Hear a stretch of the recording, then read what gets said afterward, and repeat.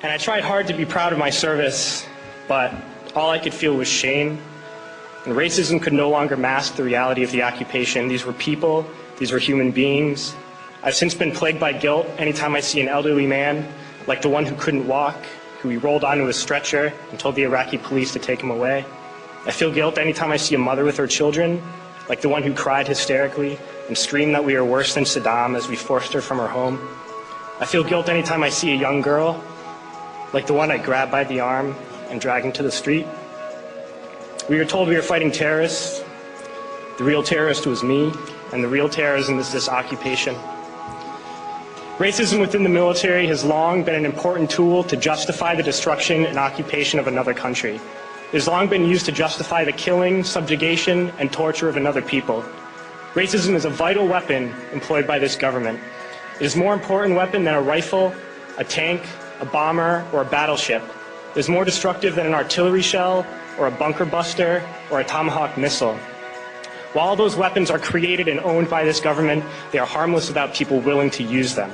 Those who send us to war do not have to pull a trigger or lob a mortar round. They do not have to fight the war, they merely have to sell the war. They need a public who is willing to send their soldiers into harm's way. They need soldiers who are willing to kill and be killed without question.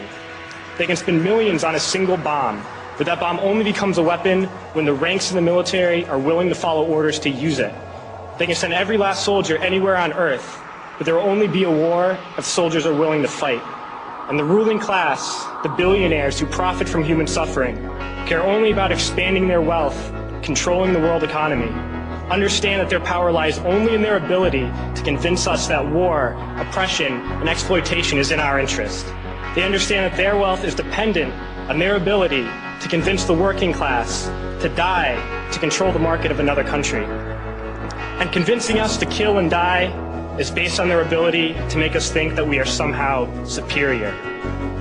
Soldiers, sailors, Marines, airmen have nothing to gain from this occupation. The vast majority of people living in the U.S. have nothing to gain from this occupation. In fact, not only do we have nothing to gain, but we suffer more because of it. We lose limbs, endure trauma, and give our lives. Our families have to watch flag-draped coffins lowered into the earth. Millions in this country without health care, jobs, or access to education must watch this government squander over $450 million a day on this occupation.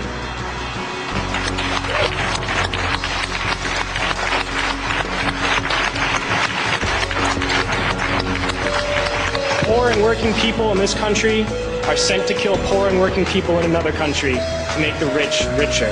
And without racism, soldiers would realize that they have more in common with the Iraqi people than they do with the billionaires who send us to war.